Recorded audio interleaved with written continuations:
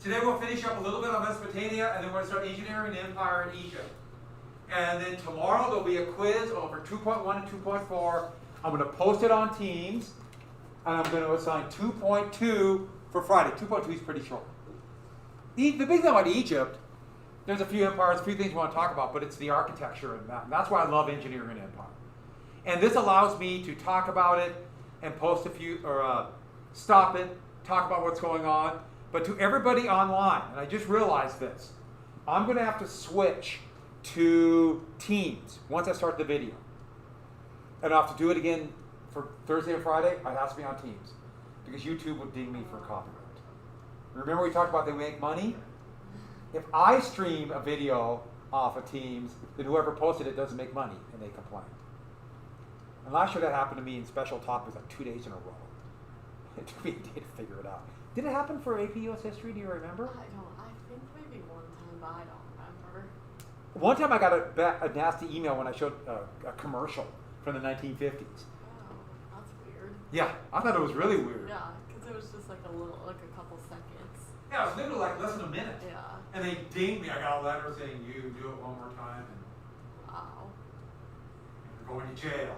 So, let's go ahead then and finish up this.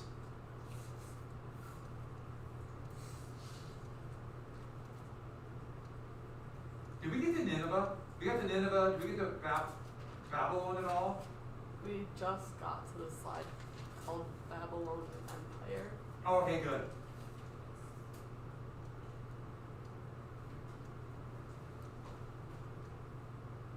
Did you guys go outside for lunch at all? I would have taken lunch, but it's so smoky. This is. And feral pigs are coming. Feral pigs. Don't forget, feral pigs. Let me make sure I'm broadcasting. It appears as though I am broadcasting. Good. So I showed you this and drought and Hittites and that cool picture. So we got right to here. Oh yeah, that's right with the bell, right? It was right here, okay. So the thing about the Babylon, there's been a Babylon empire before, Babylon's come and gone. But this is the height of Babylonian culture. And they ironically allied with the Medes. The Medes would become the Persians. And then they would conquer the Babylonians. But the height of the Babylonian Empire would stretch all the way to Egypt like the Assyrians. Egypt always had the problem of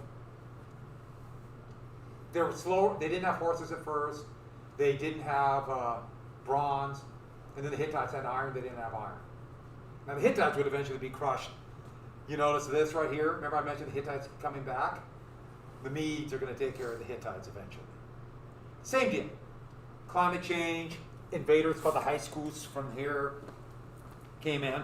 But Babylon had been destroyed by Assyria.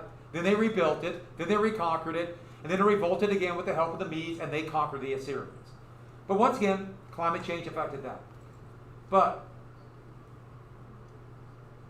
one thing about Babylon, don't write, Hammurabi would be one of the first leaders of Babylon, but this is actually 1,000 years before the era we're talking about. But the reason we're mentioning Hammurabi there is Hammurabi, one of the first leaders of Babylon, would come up with a code of laws. We're talking about 1500 BC. I know it seems out of order, but I thought this is a good time to approach this. We mentioned other lawgivers and Tilgat-Pileser, remember to talk about the puncturing of ears and all that.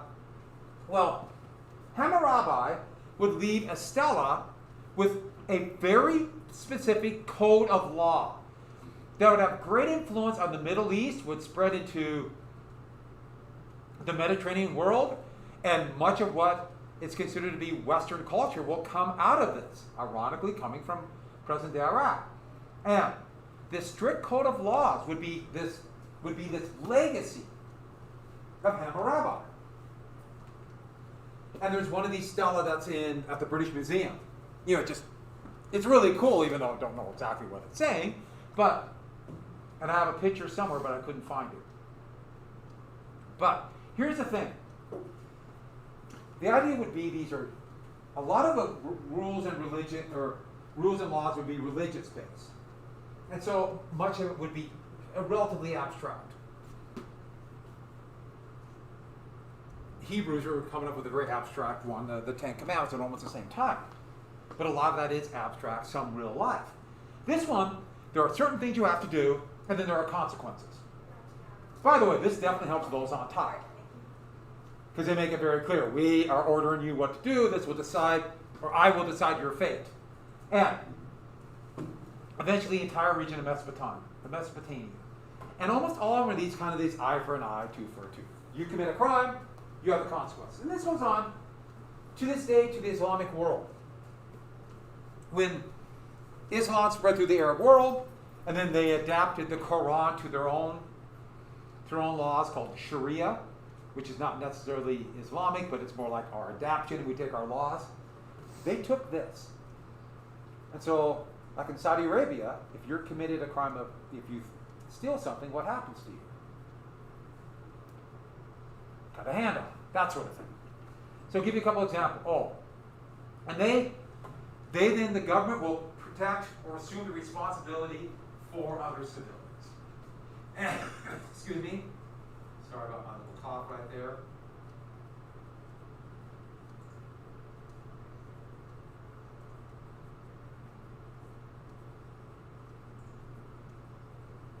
But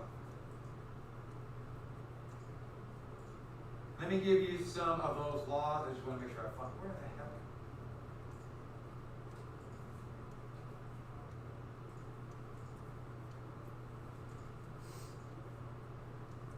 Oh. And the big thing about this is why I wrote this out completely. Is that laws, and this concept, I put down rights, but that's very much an Enlightenment term for the 1700s. But this whole concept is, if we all are following these rights and laws, then we don't have to resort to violence to protect our rights. The idea is that we all accept our rights, so then we can function normally in a society. So we can carry out things like whatever our craft may be, or farming, or work, or things of survival, and not worrying about protecting ourselves. Because if you do something to me, you know that there'll be a law that will punish you.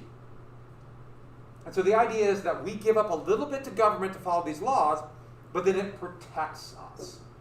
And so this is one of the great legacies of Hammurabi. Now let's be careful about it. Some of these laws are pretty amazing.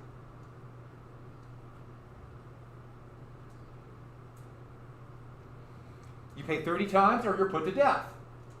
Here's one.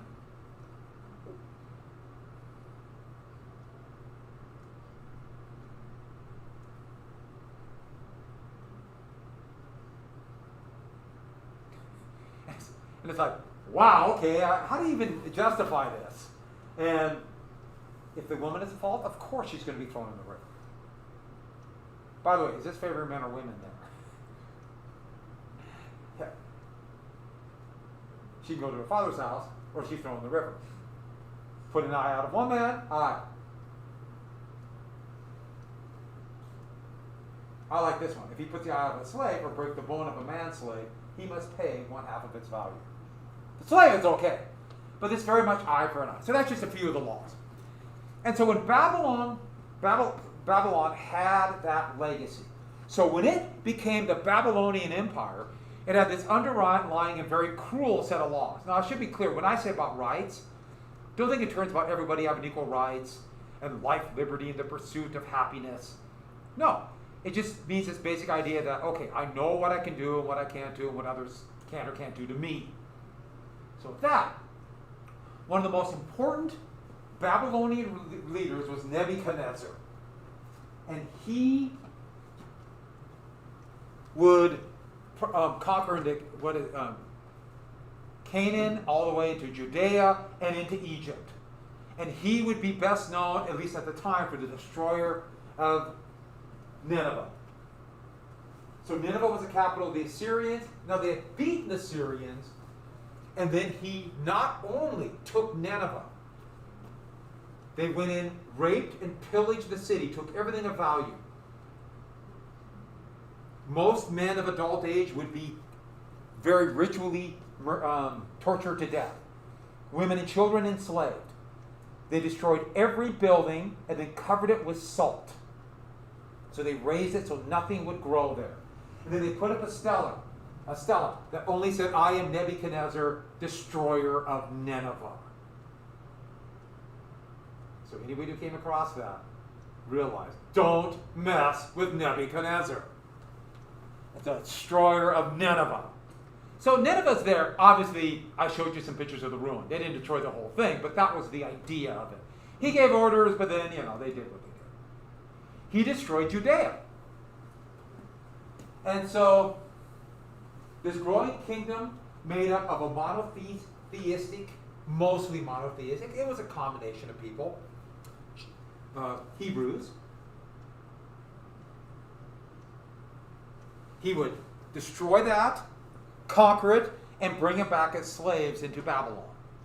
And this would have a very big impact on three major religions: Judaism, Christianity, and Islam. Because the Torah, which sometimes you see it called the Jewish Bible, is the basis of the Christian Bible and the Quran. And so this is a very important moment. They're taken to Babylon, and there Nebuchadnezzar builds Babylon into the most amazing city in the world. They had just fled Egypt, the Hebrews, and then they're conquered by Babylon. But we'll come back to that. He created the house of creation of heaven and earth. This massive, because we don't know what it looks like. It was obviously a ziggurat. But one of the highest one ever, with flowering gardens and painted and beautiful. That's one thing we see ruins and they always look like rocks. Think about it, they're all painted and covered with jewels and emeralds and plants and tapestry. It must have been just amazing. But in the Bible, the Torah, and the Quran, this is the Tower of Babel. And one of the things where these are slaves from all over the world, meaning the Fertile Crescent. So they're conquering people in what is now Iran, Turkey, all the way to Egypt, and down to what is Oman or the United Arab Emirates. And that is a Babylon, where Babylon is now. That's his great arena. And this is where they would stage speeches, and that was built in Babylon. And that's a pretty cool picture. But this massive theater. Romans would kind of copy that and build theaters like that. And I would love to go to that. About 3/4 of that was underground, and they've been slowly excavating that. It's huge. Road trip? Once again, I keep on talking about road trips. I would love to go. I know there's some issues about safety right now, but who knows? Maybe in a few years. And here is Nebuchadnezzar supposedly right here riding a chariot leading his men into battle. Chariots, mounted infantry, using much of the adopted much of the things of the tactics of the Assyrians. And he would build this mighty gate. Oh, first off, that is Stella. And then here is just the inner gate of, called the Babylonian Gate of Nebuchadnezzar City. And this is the museum in Berlin that I went to. And so that's a picture I took, and see, that's how high it is. This museum is massive. And that's the inner gate. They've reconstructed the main gate, and it's 3 times taller. So you go through this one, and you got the other one. And you go through this long, and they have all of these great pictures here. You walk through this, and you think, oh, this would be fun. And there's one that I just kind of walk through, I can't believe this. This was not at all what I expected. The bright, vivid colors from 500 BC just blew me away. It's my favorite museum. And here, some random tourist I took a picture of, and they're listening to the audiobook to explain what's going on. If you've been to a museum, see it right there. But this long row of lions and other animals in there, and they basically stole the tiles, tile by tile, then reconstructed it. In World War II, they took all of them and buried them underneath in a bunker. So it survived the war. The building survived, still pockmarked from fighting around there. And Marduk would be the Babylonian god, the creator god. And even though they took all the other Sumerian and Assyrian gods, and so this is the Mardukian dragon right here. That's the Mardukian dragon. There's a little better picture of it. And so this one, we have kind of a unicorn-like animal. Marduk, horses, Marduk, other side of lions. And he would be their creator.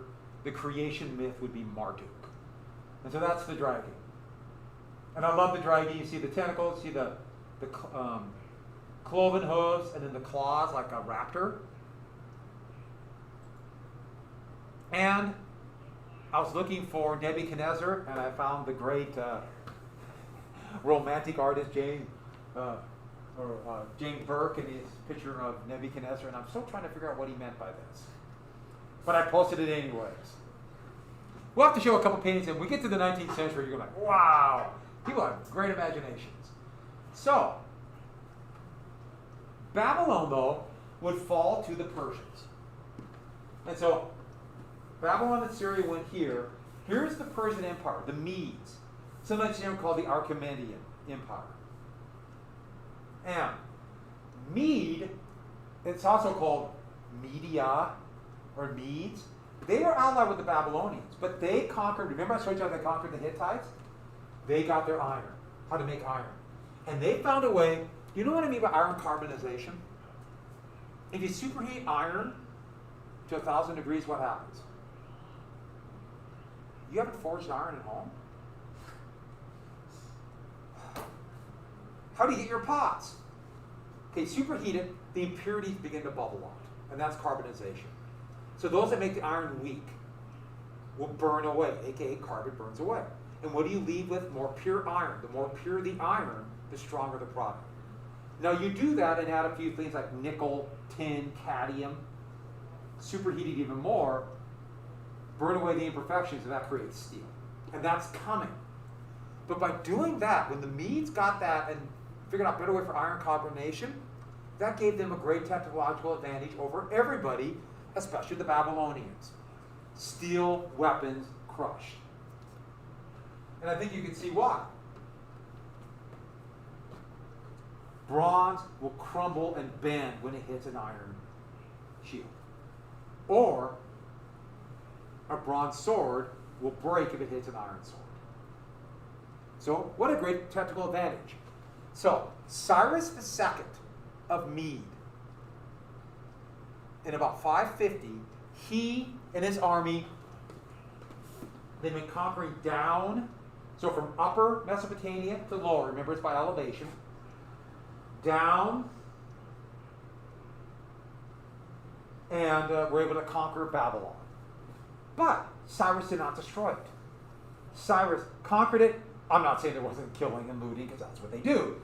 But he let the city survive, knowing that if I keep a rich and pacified Babylon, they'll be less likely to revolt, and then I can take advantage of their agriculture and their technology. And they can become a loyal part of his empire. And he also took Lydia. And Lydia is here, and that's where the Hittites were. And that's where they brought back the Crozier. I'm mispronouncing it, but just imagine it's Crozier. Any guess? So remember I told you how the Hittites were the first one to do gold? The Croziers were the first gold coins. What we would consider a coin. And the big thing about a gold coin is, okay, they had little pieces of coin that or little pieces of gold that they had made into either jewelry, or they maybe little bars, or maybe little things that kind of look like a coin. But the thing about a coin was, they could say, this comes from the state. And they put some kind of design on it. You have to pay taxes on it. You can only get it from us, and that increases power of the state. And so that's what the Persians did. They took that crochet. I have no idea why I have another dot there. I must hit enter. But this is going to make Cyrus the Great. Cyrus the Great.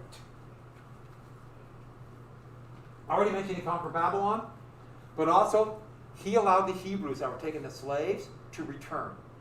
And so Cyrus, in the Torah, the Christian Bible, and the Quran, is kind of a hero. This person who is not a Christian, yet is somebody who allowed people to go back to their homes, not just Hebrews, but to the point of view of the Hebrews who would eventually write it, down, allow them to realize their faith and become who they were. So Cyrus is going to have great meaning, and to this day, people in all three faiths will mention Cyrus for somebody who might be outside the faith, but somebody who might save the faith. It's actually kind of interesting. So here's Cyrus, but here is a Christian picture of Cyrus from the Renaissance in the 1600s, 1500s. Him as like the hero conquering the Babylonians and a bear. I'm not sure what the bear means, but allowing them to go home. Cyrus. It's actually pretty interesting if you look up Cyrus, because there's some,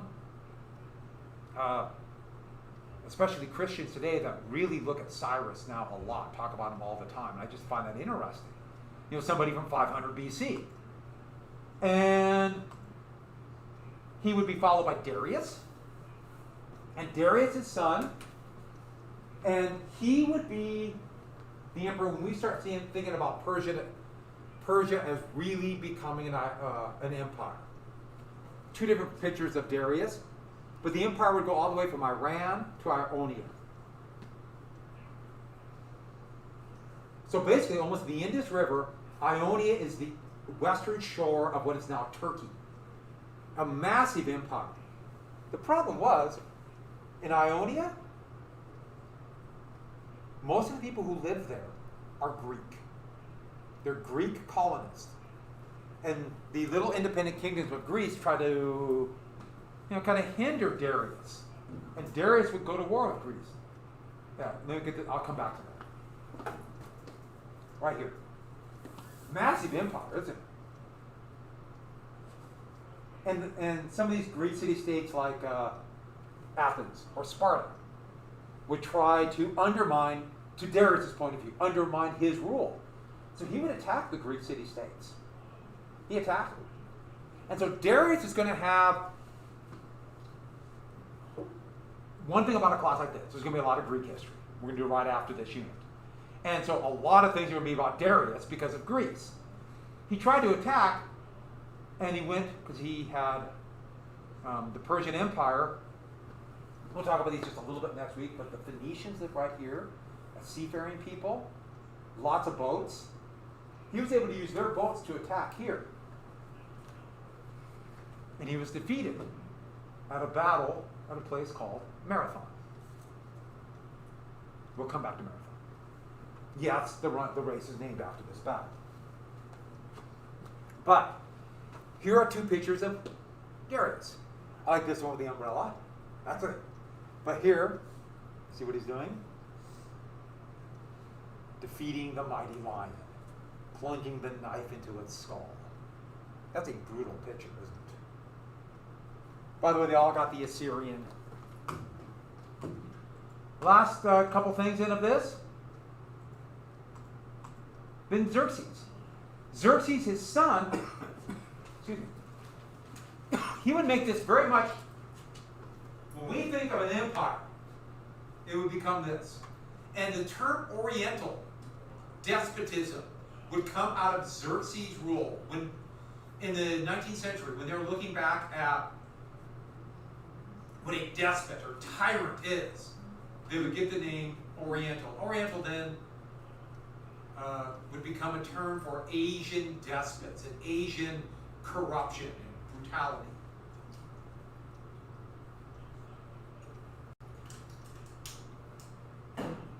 And it is relatively prejudice.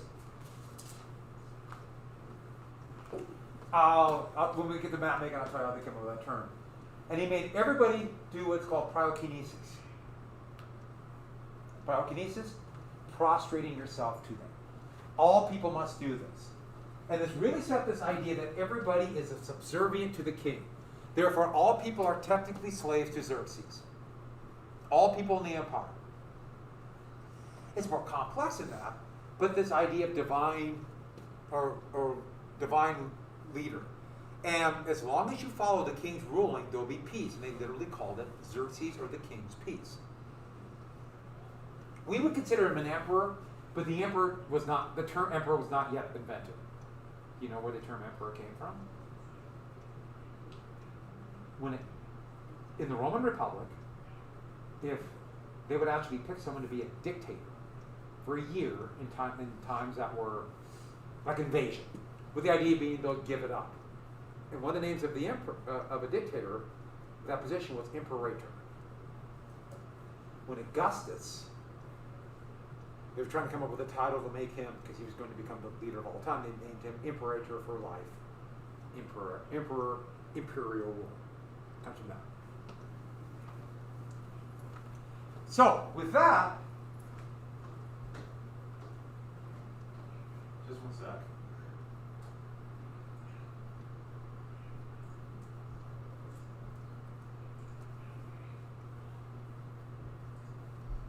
Okay, last couple things about it. These Persian states. They had something like stirrups. And it's so weird, the Romans never developed stirrups. But they had mounted warriors. These are these gold coins. In fact, those are the first coins. You see that symbol? That is from Lydia. And that symbol meant it is a real coin. And we control the currency, we expect you to pay for this. Or pay for your taxes or anything in these, or you have to pay to get this minted. Which has to be, that's pretty amazing. They would make the mold and stick it in there. And this is 800 BC.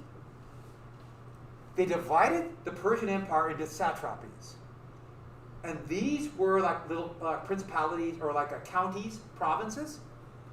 And in it, he would pick a very loyal leader. And it would be each of those, they would tax there and then give their cut to Darius, or Darius started this. So Darius and Xerxes and so on. And they would get, each of them must give a certain amount of soldiers. And they would have a professional army. Foot soldiers and mounted warriors and chariots. Chariots are still, you could just load them up with weapons. Or forced labor. And Darius would be the first one to use the Lydian coins for taxation. And lastly, they would build a series of roads. The most famous being the Royal Road. That would go all the way from what is now Iran, all the way to Ionia, Lydia, right here. And then branches off the road to various things. So he and the army could move very quickly. Now how they made the road? Level out of ground, put sand, gravel, and then flat stones. And there's elements of that road that still exist. Not quite, the Romans would take that and make it even more durable. Some of those roads still exist to this day. But this would allow them to move quickly and control their territory. And Persepolis would be their capital. And that is what is now Iran. And I obviously have not been there, but I was looking for this picture, which I love. It's kind of like what I showed you. But I like when she's standing there. Because you get an idea of the height, the size of this, for the main gate. Here is the main temple of this beautiful city. And Darius would make it into its capital, and then Xerxes would make it into a marvelous palace. And this would be, I didn't put a picture up there. One more thing. We have to get to the religion of this era. I thought I had a picture of Zoroaster, but I don't. Zarathustra, also called Zoroaster or Zoroastrian, would be the religion of the Persians. And this is a combination of many religions. But it's going to be laid down in these gathas, which are like hymns that would be sung. And in it, there are many gods. But Ahura Mazda would be the main god. Eventually, this is very much close to a monotheistic. There are people who still follow this. And many of them would be killed by ISIS. And so this is the creator. And master. You notice these have two different things. Creator created, master runs. And this should be familiar. When Hebrews were originally there, they did the same thing. There's a creator and a master. Yahweh and Jehovah. Then eventually that would become one. It's pretty interesting when you look at how, and you can see how it would happen. They just combined them. But at first it was two. And that's what happened here. And the whole world is a conflict. It's always good and evil.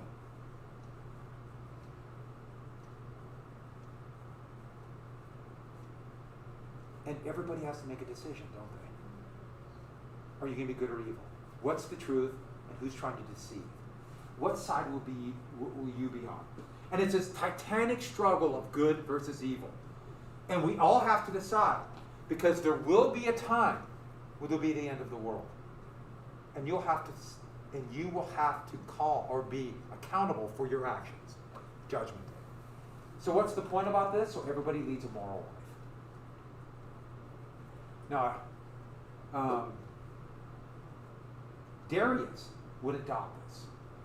Darius would be, okay, this is our religion, and I get my power from Mazda. Xerxes, his son, would say, you're all going to follow this. I don't just get my power from Mazda. What is he? He is that. I am the God. Prostrate to me. And that will be what we call it in the 18th century. When the Romans would come that way, they would say, oh, wow. This would seem as anathema to the Roman Republic, but Roman emperors are like, that's pretty cool.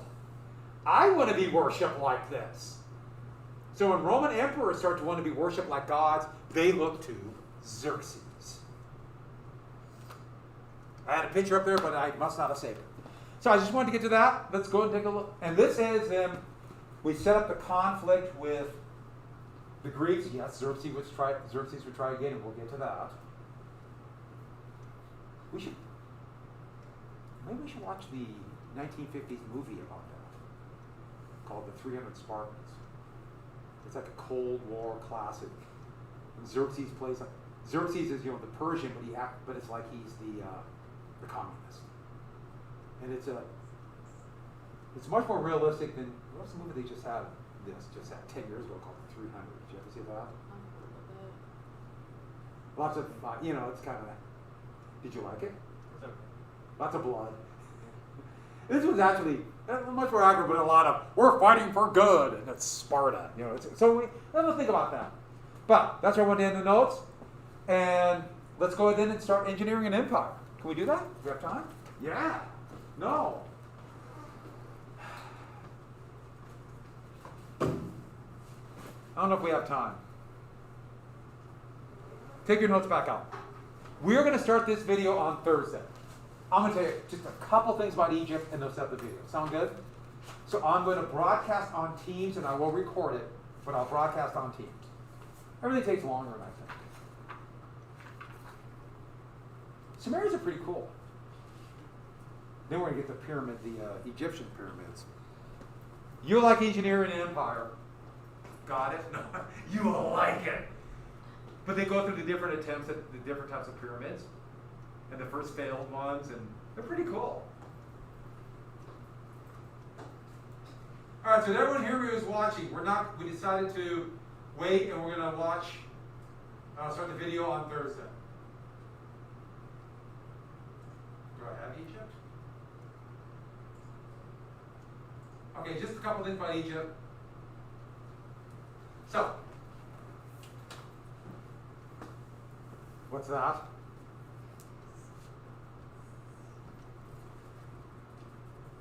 Steve. That's the Sphinx. And the nose came off, but this actually, it was near the pyramids of Giza, but when they made the great high Aswan Dam on the Nile, this was going to be flooded. So where the Sphinx is now, they had to move or it'd be flooded because the river is just right here. The dam turned out to be a disaster for Egypt. But just a couple little basic things about Egypt. And it is the Nile. And wow, don't do that. Okay, so let's talk a little bit about the river valley. I was just going to mention the river valley, boom, that's it, and then we'll watch the video. Start on Thursday.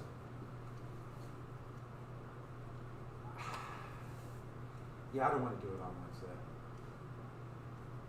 Wednesday. AP classes, we'll do just the quiz, that'll be it, and the reading. Okay, so, a couple things about this. First off, the Nile River is the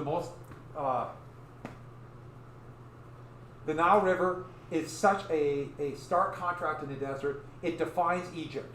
This massive river, the longest river in the world, that starts either in Lake Victoria or the high ground of Ethiopia.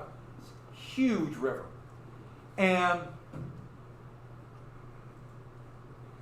the thing about the Nile is, okay, like the Tigris and Euphrates, but every year it has a very consistent and relatively gentle flood, where the water rises very slowly every year, then recedes very carefully every year, like clockwork. Even more consistent than the Tigris or Euphrates. I mean, literally, they knew exactly when it was going to flood and not flood. And that was their seasons. Flood, mud, dry. That was it. That was their seasons. And this massive river. Well, there's Lake Victoria, and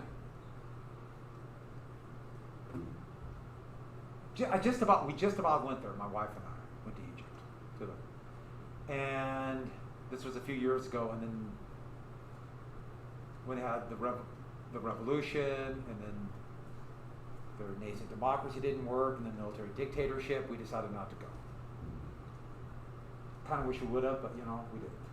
And they literally would call it the Green Nile. And why do they call it the Green Nile? Not because the water is necessarily green, even though, yeah, it's pretty murky and dusty, as you can imagine, but this ribbon of green through the desert.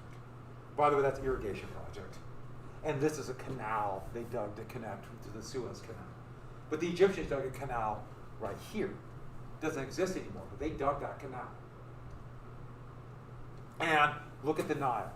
And in it, or you can imagine people wandering this area would be naturally drawn to here.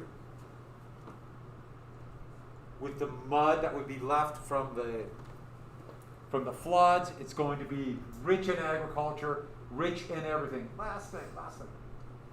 And about 5,000 BC, farmers begin to come in. And, okay, first they have all kinds of animals and reeds and animals and lots of crocodiles. But they could grow wheat and barley. Soon, it would become, it's going to be the breadbasket, for example, for the Roman Empire. There's geese, there's duck, there's fish, all kinds of animals. And papyrus, which papyrus, this thick reed, can be made into sandals, woven very carefully, watertight baskets from a reed. And of course, what you probably think of, paper. Okay, so tomorrow, wow, that came quick. So we'll start the video on Thursday, quiz online. I'll see you in 5 days. I know it's going to be tough for all of you. Are you sad? Do you like the AABB thing? It's weird. It's hard when you're gone for 5 days. Yeah, oh yeah. It does get confusing. It's confusing me. I think it might be better than just alternating days, like straight up though, because I know some schools are just going, but I don't know. I mean, I haven't done that, so. I thought this.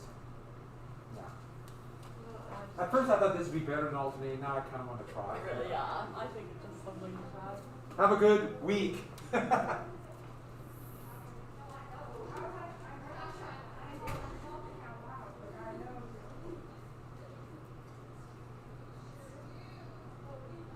I have a race too. Right on time. I'm always the first one here. Because you're the coolest. Of course. That's a good answer. Yeah, I know, and I would never say that to anybody else. No way. Yeah, no way, right? If you're ending the stream, I'm shutting this off. What's up with the little